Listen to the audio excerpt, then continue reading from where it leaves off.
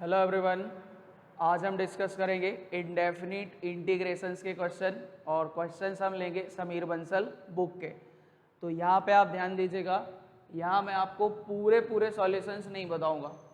जहाँ पर भी मुझे ऐसा लगेगा कि इसके आगे तो नॉर्मली कैलकुलेशंस है या नॉर्मली कॉन्सेप्ट है जो आप लोग खुद लगा सकते हैं, तो उसके बाद मैं क्वेश्चन को छोड़ दूँगा। और साथ में यहाँ पे उम्मीद करता हूँ कि आप लोगों को सारे फॉर्मूलेस आते होंगे और कॉन्सेप्ट आते होंगे कि किस तरीके से सब्स्टिट्यूशन मेथड लगाते हैं, किस तरीके से पार्शियल फ्रैक्शन अप्लाई करते हैं और किस तरह से इंटीग्रेशन बाय पार्ट्स सॉल्व करते हैं। ठीक है, तो कॉन्सेप्ट तो मैं आपको साथ में बताते जाऊंगा, पर क्वेश्चंस में जो यूज होगा उसके साथ साथ। ठीक है, तो देखिए जरा एक्सरसाइज 1 का फर्स्ट क्वेश्चन देखो क्या बोला है।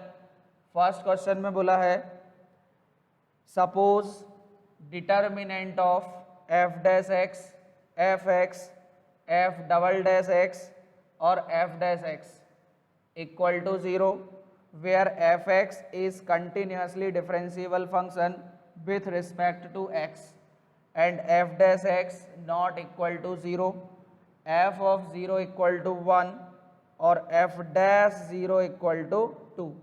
तो fx क्या है ये हमें बताना है और बोला है कि fx डिफरेंशिएबल फंक्शन है।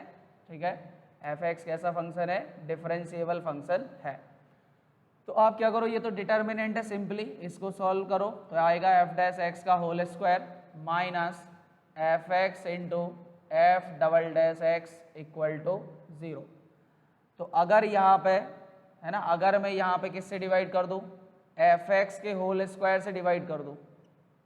अगर मैं क्या कर दूँ, यहाँ पे एफ एक्स के होल स्क्वायर से डिवाइड कर दूँ तो भी क्या होगा, कोई फर्क नहीं पड़ेगा, क्योंकि 0 को डिवाइड करोगे तो 0 ही रहेगा ना। तो अगर मैं एफ एक्स के होल स्क्वायर से डिवाइड कर दूं तो अब आपको ये पता चलना चाहिए कि ये तो बन गया differentiation of F dash X upon F x. ये क्या बन गया? Differentiation of F dash X upon F x. ठीक, जिसकी वैल्यू क्या है? 0। तो यहाँ एक कोई फंक्शन लिखा है जिसका डिफरेंशिएशन हमें मिल रहा है 0। इसका मतलब ये हुआ कि F dash X upon F x क्या होगा? कांस्टेंट फंक्शन होगा। भाई किसी का भी डिफरेंशिएशन 0 मतलब वो चीज़ क्या होगी? कांस्टेंट होगी। तो यहाँ कांस्टेंट हमने क्या मान लिया? के मान लिया। अब क्या करो, दोनों साइड इंटीग्रेशन कर दो विथ रिस्पेक्ट टू एक्स। क्या कर दो? दोनों साइड इंटीग्रेशन कर दो विथ रिस्पेक्ट टू एक्स, है ना। चलो हम अगले स्टेप में इंटीग्रेशन कर देते हैं। यहाँ हमें मिल रहा था F dash X upon F X equal to K, इसको बोल दो इक्वेशन 1 है। दोनों साइड इंटीग्रेट करेंगे तो उम्मीद है आपको पता होगा यहाँ पे इंटीग्रेशन क्या बनेगा, log F X equal to K X plus C. क्या आएगा? Log F X equal to K X plus C. क्या के और सी की वैल्यू फाइंड कर सकते हैं? उसके लिए आपको देखो ये वैल्यूज गिवन है। एफ डैश 0 की वैल्यू 2 है, तो क्या करो यहाँ पे 0 रखो, है ना, मतलब x की 0 रखोगे, है ना, तो क्या बनेगा? F dash 0 upon F of 0 equal to K. इन सब की वैल्यू सब्सटीट्यूट करोगे तो k की वैल्यू आ जाएगी 2। k कितना आ जाएगा? 2। तो k 2 आ गया, है ना। तो हमारा log एफ एक्स बन गया, log एफ एक्स क्या बन गया? 2x प्लस सी। अब c की वैल्यू कैसे आएगी? तो इसको फिर यूज़ कर लो। अगर x की वैल्यू 0, अगर x की वैल्यू 0 तो क्या बनेगा? log f0 इक्वल टू 2 0 मतलब 0 प्लस सी, और f0 की वैल्यू 1 तो log 1 0, तो 0 बराबर 0 प्लस सी मतलब c की वैल्यू 0। तो कहने का मतलब log f(x) क्या बना? सिर्फ और सिर्फ 2x। log f(x) क्या बना? 2x। तो f(x) क्या होगा? f(x) होगा e पावर 2x। उम्मीद है एंटी लॉग वगैरह लेना आता होगा। तो log बन गया, सॉरी f(x) बन गया e पावर 2x। क्लियर? चलो हाँ भाई, नेक्स्ट क्वेश्चन। सेकेंड क्वेश्चन में बोला let f(x) be a cubic polynomial with leading coefficient unity such that अच्छा अब क्या बोला है, F X is a cubic polynomial जिसका लीडिंग कोफिशिएंट क्या है 1। तो इस तरीके से मान लो X cube plus B X square plus C X plus D, leading coefficient 1 ले लिया, such that F of 0 equal to 1, F of 0 equal to 1 and all the roots of F dash X equal to 0, all the roots of f dash x equal to 0 are also the roots of f x equal to 0। मतलब f dash x के जो roots हैं वो साथ में किसके root हैं, F X equal to 0 के भी रूट्स हैं। अच्छा तो ये एक इम्पोर्टेंट कॉन्सेप्ट है भाई, आपको ध्यान रखना है। मतलब f डैश x के जो भी रूट्स हैं वो किसके रूट्स हैं, एफ एक्स इक्वल टू 0 के। तो ऐसा केवल तभी पॉसिबल है जब एफ एक्स क्या हो, जब एफ एक्स क्या हो, होल क्यूब वाला बन जाए, ठीक है ना। एफ एक्स क्या बन जाए, होल क्यूब वाला फंक्शन बन जाए। मतलब जैसे फॉर एग्जांपल ले लो, मैंने लिखा एफ एक्स का, मान ले कि ये फंक्शन है एक्स माइनस 2 का क्यूब, तो इसके रूट्स तो बहुत आसानी से दिख रहे होंगे। इसके रूट्स होंगे 2 2 2, तीनों रूट सेम होंगे 2 2 2।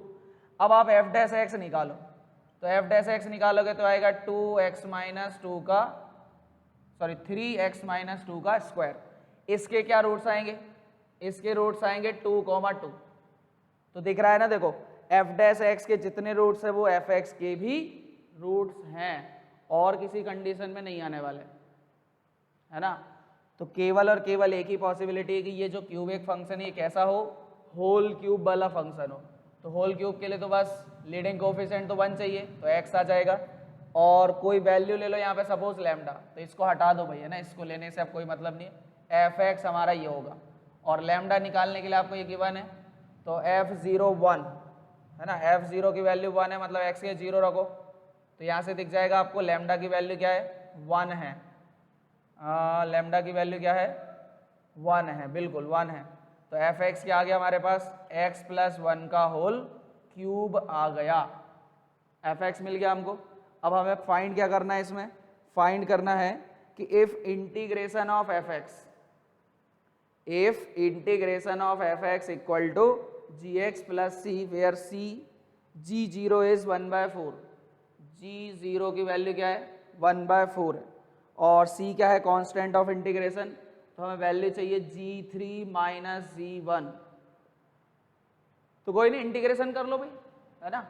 एफ एक्स का इंटीग्रेशन क्या आएगा, चलो g3 माइनस g1 चाहिए वो तो निकाल लेंगे, एफ एक्स का इंटीग्रेशन बताओ, ये आएगा 3 और इंटीग्रेशन क्या होता है x प्लस 1 की whole power 4/4 plus C equal to G X plus C. तो कांस्टेंट ऑफ इंटीग्रेशन तो आएगा ही आएगा, वो तो निपटा, तो कोई फर्क नहीं पड़ रहा है ना। तो gx मिल गया, अब gx मिल गया तो तुम्हें वैल्यू चाहिए g3 माइनस g1, तो ये तो आ ही जाएगी ना, वैल्यू चाहिए g3 माइनस g1, तो फाइंड कर लो, है ना, ये तो कर लोगे ना, हाँ आ जाएगा।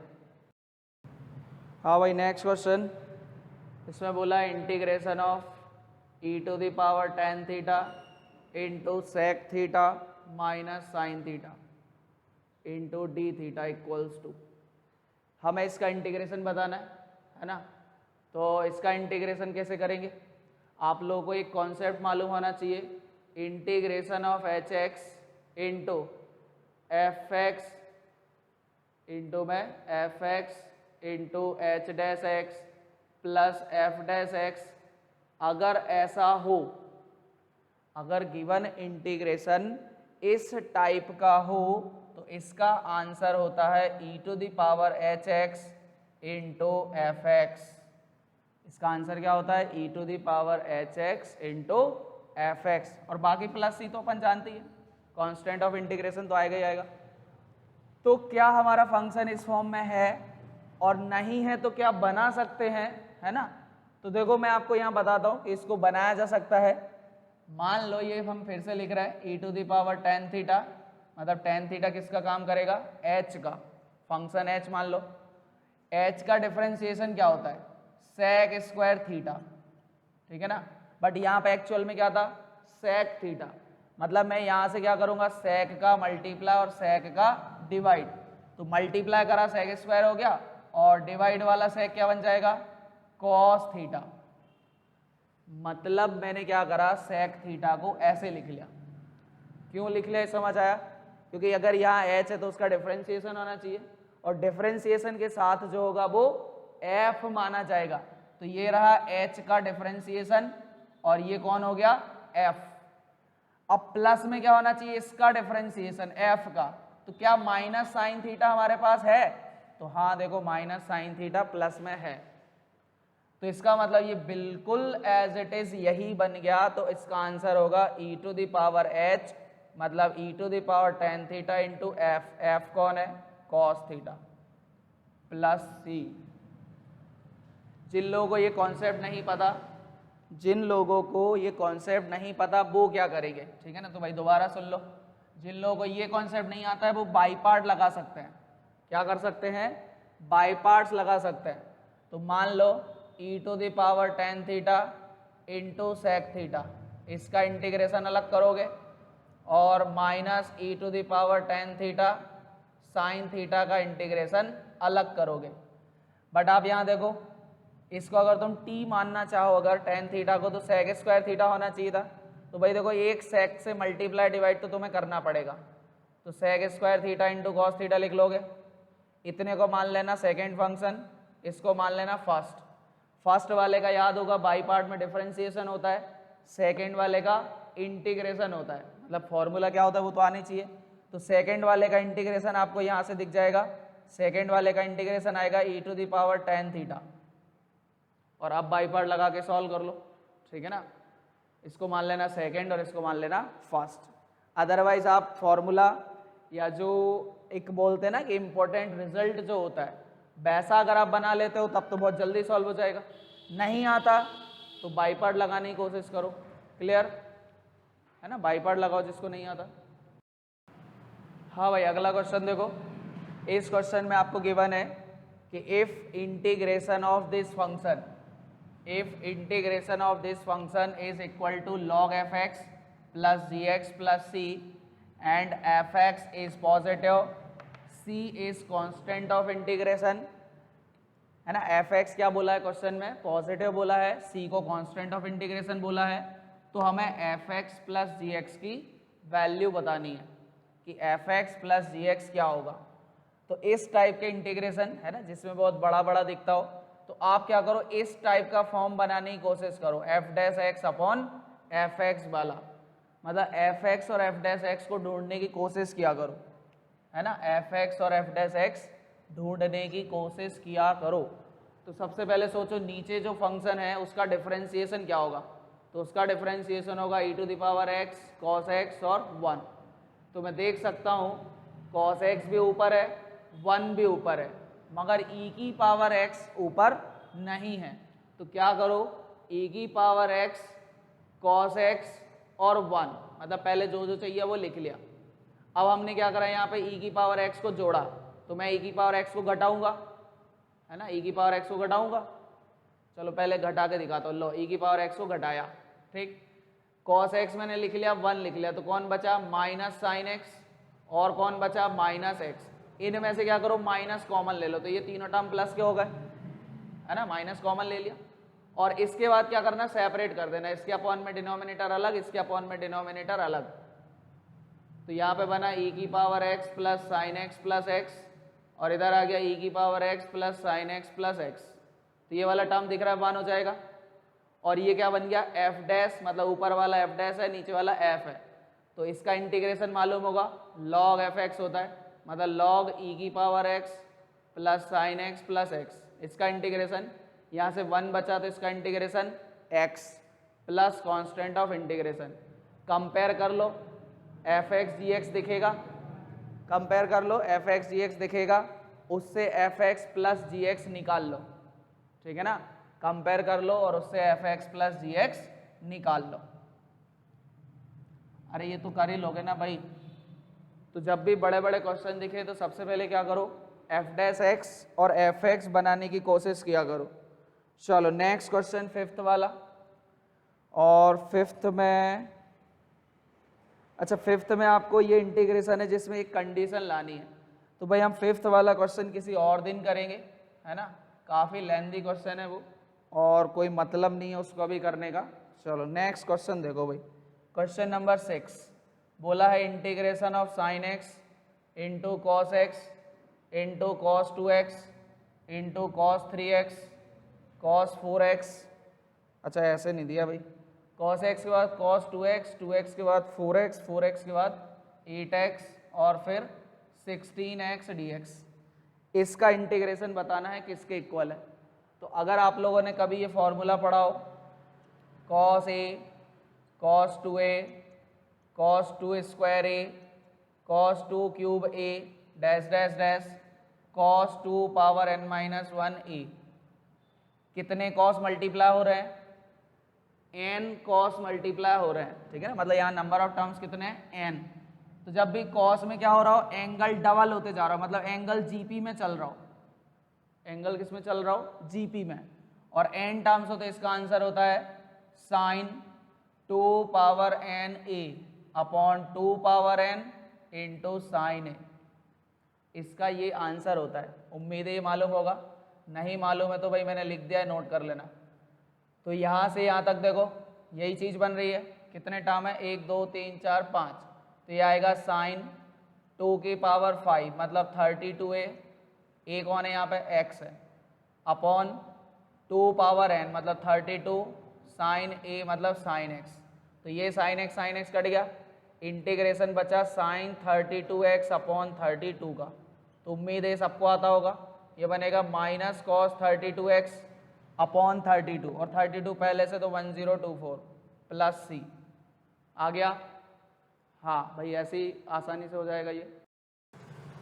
हाँ भाई नेक्स्ट क्वेश्चन देखो 7th वाला, इसमें गिवन है integration of 2x plus 1 upon X square plus 4x plus 1 whole power 3/2 into dx, ठीक है, इसका इंटीग्रेशन बताना है। तो यहाँ पे मैंने बोला था कि इंटीग्रेशन में सबसे पहले क्या सोचो, सब्सटीट्यूशन।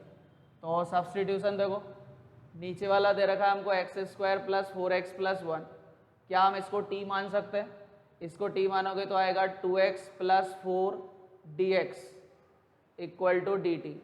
2 कॉमन लिया, और हालांकि ये तो दिख ही रहा है कि 2x प्लस 4 है, जबकि यहाँ क्या है 2x प्लस 1 है ना, और नीचे होल पावर 3/2 है। अगर 3/2 नहीं होती तो हम ऊपर क्या करते, डिफरेंशिएशन बना लेते, तो ये क्वेश्चन और आसान हो जाता। बट चूंकि पावर 3/2 है तो हम ऐसा नहीं कर सकते।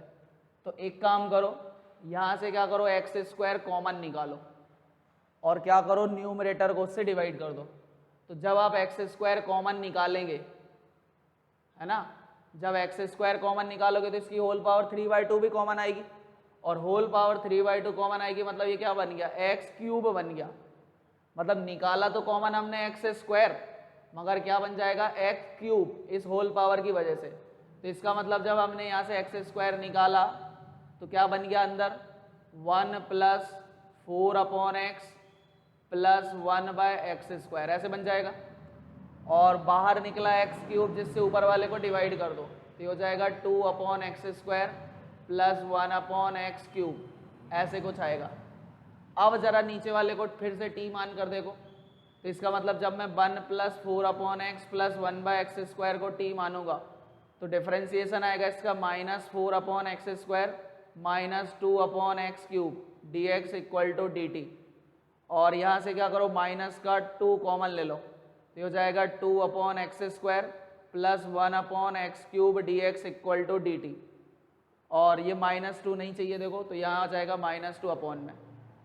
अब इंटीग्रेशन हो जाएगा, इसका मतलब जब हम t के फॉर्म में मानेंगे तो ये बनेगा dt अपॉन -2, तो अपॉन -2 बाहर लिख देते हैं, और डिवाइड वाला क्या बन गया, t की पावर 3/2। उम्मीद है इसके बाद तो इंटीग्रेशन बन जाएगा। करते इंटीग्रेशन करो और बाद में t की वैल्यू रख दो, मतलब t की वैल्यू सब्सटीट्यूट कर देना। क्लियर। चलो नेक्स्ट 8th नंबर का क्वेश्चन, इसमें बोला है integration of sine 101x into sine x की पावर 99 dx, है ना। इस क्वेश्चन का इंटीग्रेशन करना है हमको। तो इसमें बोला है, अच्छा इस टाइप के क्वेश्चन में क्या करना होता है, ये जो 101 लिखा है ना, इसको लिख लो आप 100+1 मतलब 100x plus x, sine X power 99 को ऐसे ही रहने दो। क्या करा हमने 101x को क्या मान लिया 100+x मतलब 100x प्लस एक्स। इसमें क्या करो फॉर्मूला लगा दो, तो ये हो जाएगा साइन a प्लस बी वाला फॉर्मूला, तो ये हो जाएगा sine a cos b plus cos a sine b, ऐसे बनेगा। और इसमें किसका मल्टीप्लाई होना है पूरे में, साइन एक्स पावर 99 का, कर लो मल्टीप्लाई, तो ये बनेगा sine 100x into cos X into sine X, sine X power 99 sorry sine X power 99, इसका मल्टीप्लाई और इंटीग्रेशन अलग। फिर इसमें मल्टीप्लाई कॉस 100x और साइन एक्स की पावर 99 और एक साइन एक्स और है, तो साइन एक्स की पावर क्या हो जाएगी 100 और यहाँ पे dx। तो अब क्या करो आप यहाँ पे इंटीग्रेशन करने की कोशिश करो, है ना, या यहाँ पे किसी एक का इंटीग्रेशन करो, और जहाँ तक मुझे मालूम है कि एक का करेंगे दूसरा ऑटोमेटिकली नेगेटिव साइन के साथ जनरेट होगा, तो वो कैंसिल हो जाएगा। तो यहाँ पे किसका इंटीग्रेशन करना चाहिए, यहाँ पे इसका इंटीग्रेशन करते हैं, क्योंकि यहाँ पे देखो इसका इंटीग्रेशन मालूम होगा, तो इसको मान लो सेकंड और इसको मान लो फर्स्ट। सेकंड वाले का इंटीग्रेशन मालूम होगा ना भाई, क्योंकि तुम जब टाइम इसको t मानोगे तो ये cos x dx क्या बन जाएगा dt, है ना, मतलब sin x power 99 into cos x का डिफरेंशिएशन क्या होगा, इसका सॉरी इंटीग्रेशन क्या होगा, अरे ये तो आता होगा ना भाई, मैं पूरा नहीं बताऊंगा, इसको t मान लेना तो आ जाएगा, यह बनेगा साइन एक्स की पावर 100/100 ऐसे आएगा, ठीक है ना। तो यहाँ पे हम फॉर्मूला लगाते हुए बाई पार्ट वाला, बाई पार्ट का फॉर्मूला होता है first as it is second का इंटीग्रेशन, तो सेकेंड का इंटीग्रेशन आएगा sine X power 100/100 minus integration of first का डिफरेंशिएशन कॉस 100x इंटू 100, ठीक है ना, कॉस 100x इंटू 100, और सेकेंड का इंटीग्रेशन, तो इसका इंटीग्रेशन आ रहा है साइन एक्स पावर 100/100, और फिर जो भी बनेगा उस पूरे का इंटीग्रेशन, ये 100 कट गया, और आप देख सकते हो कि जो सेकेंड इंटीग्रेशन है वो और ये सेम है, ये माइनस का है ये प्लस का है, कट गया, फाइनल आंसर आ गया। उम्मीद है दिख रहा होगा, क्लियर। चलो हाँ नेक्स्ट देखो नाइन्थ वाला, नाइन्थ वाले बोला integration of cos alpha plus cos x plus 1 upon cos alpha plus cos x, इसका इंटीग्रेशन करना है, ठीक।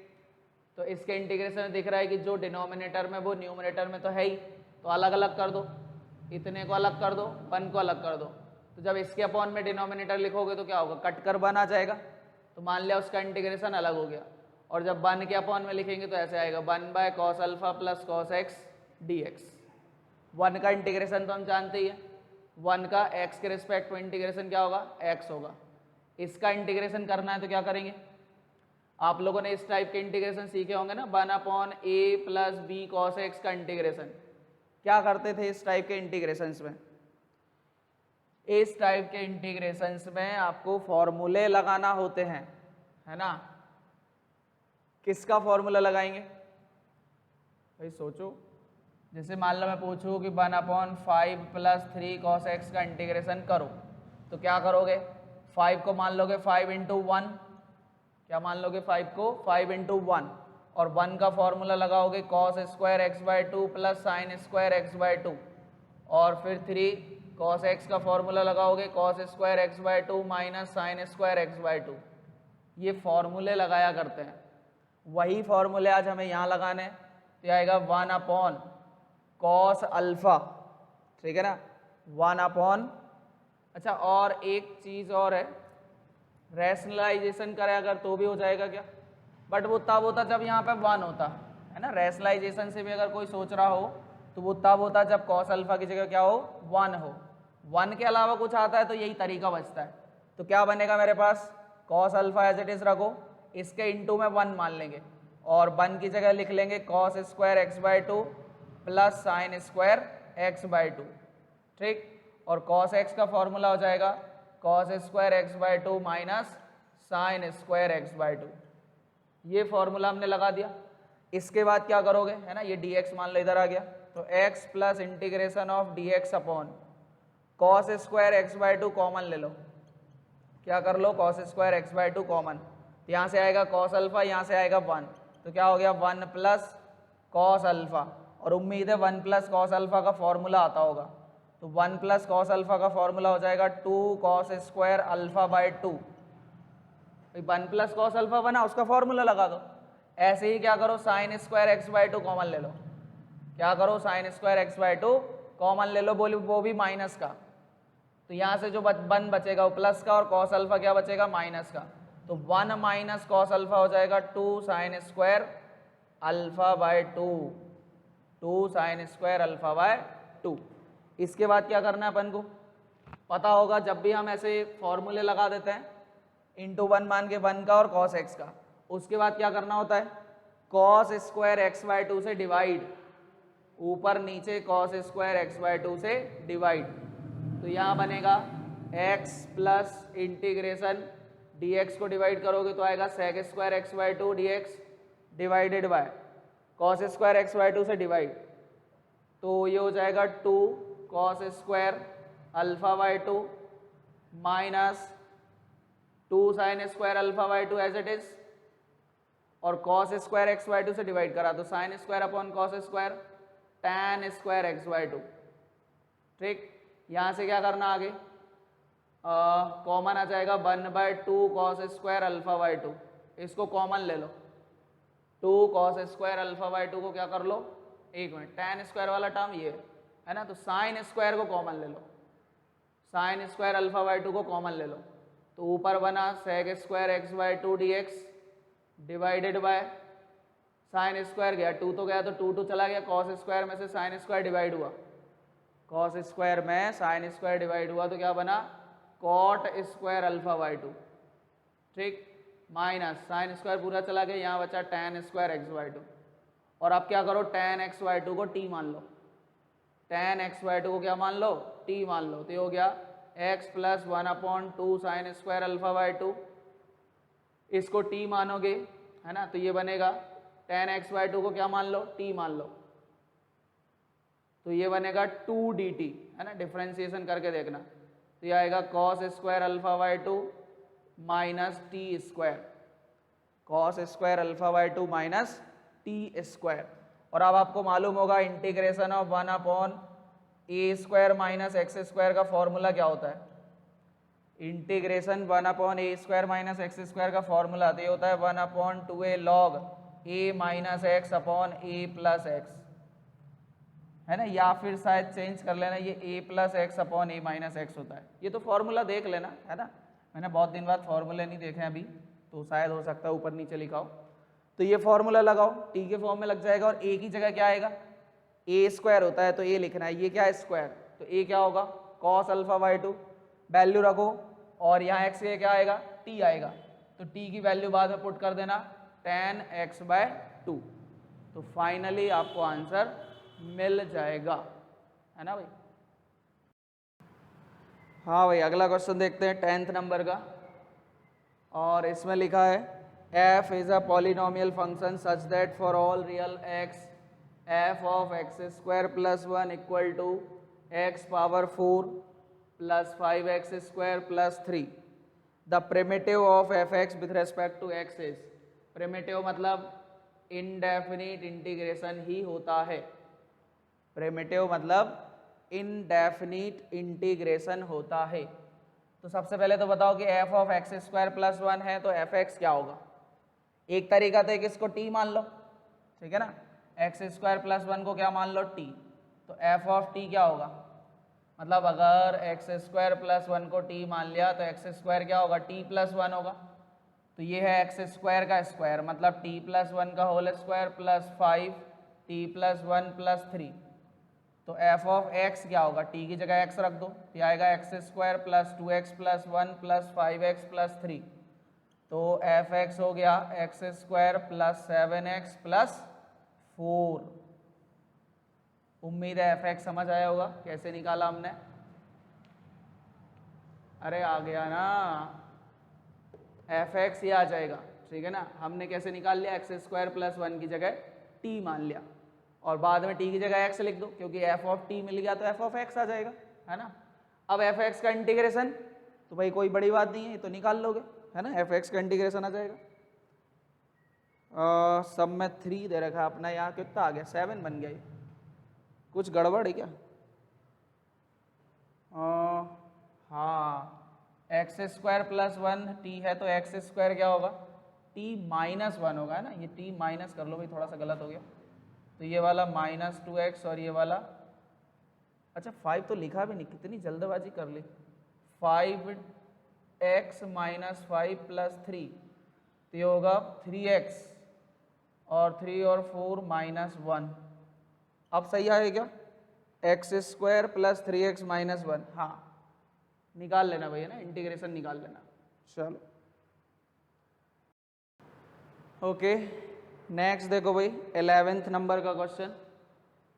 11वें नंबर के क्वेश्चन में लिखा है e⁻ tan 1x upon 1 + x², into में लिखा है sec इनवर्स √1 + x² और इस पूरे का होल स्क्वायर है, plus cos inverse 1 - x² upon 1 + x² dx, और बोला है x क्या है, ग्रेटर देन 0 है, ठीक है ना भाई। तो अब यहाँ सोचो कि पहले क्या किया जा सकता है ना। पहले इनको सिंप्लीफाई कर सकते हो क्या, इसका फॉर्मूला बता सकते हो मुझे, cos inverse 1 - x² upon 1 + x², किसका फॉर्मूला ये फॉर्मूला है 2 tan इनवर्स x का, ठीक है ना। 2 tan इनवर्स x का फॉर्मूला है, ये किसका फॉर्मूला है भाई। जैसे नहीं मालूम तो इसको सॉल्व भी कर सकते हैं, sec² √1 + x², x ये क्या ले लो, tan थीटा ले लो, तो थीटा क्या होगा, tan इनवर्स x होगा। तो अगर मैं इसको tan थीटा लेता हूँ तो ये बनेगा sec इनवर्स √sec थीटा, मतलब फाइनली क्या निकल के आएगा, थीटा, सॉरी sec² है, रूट कटेगा, sec inverse sec theta theta, ठीक। और थीटा मतलब tan इनवर्स x, मतलब ये भी किसका फॉर्मूला है, tan इनवर्स x का स्क्वायर। ये किसका फॉर्मूला हो गया, tan इनवर्स x और इसका होल स्क्वायर है तो होल स्क्वायर। मतलब फाइनली ये जो इंटीग्रेशन दे रखा है वो किस तरीके से बदल जाएगा, ये हो जाएगा e⁻ tan inverse x upon 1 + x², ये बन गया tan इनवर्स x का whole square plus 2 tan inverse x dx। तो क्लियरली दिख रहा है कि किसको t मानोगे, tan इनवर्स x को। तो tan इनवर्स x को t मानोगे तो क्या होगा, 1/1 + x² dx क्या हो जाएगा, dt। तो देखो भाई dx अपॉन 1 + x² मिल के क्या हो गया, dt। बाकी tan इनवर्स x के क्या रख दो, t, तो ये बन गया t² + 2t। फिर यहाँ पे आप लोगों ने एक फॉर्मूला पढ़ा होगा कि e⁻x और ब्रैकेट में fx + f', इसका इंटीग्रेशन क्या होता है, इसका इंटीग्रेशन होता है e⁻x × fx प्लस c तो लगा लेना। तो भाई देखो ये वही बन रहा है ना, ये f है तो ये क्या है, f' है, तो इसका आंसर होगा e⁻t × fx, मतलब t², और बाकी t की वैल्यू रख दो, तो ये हो गया e⁻ tan inverse x × tan inverse x का होल स्क्वायर प्लस c। इस तरह से इंडेफिनिट इंटीग्रेशन सॉल्व करना है। तो चलो बाकी क्वेश्चन अपन नेक्स्ट क्लास में करेंगे।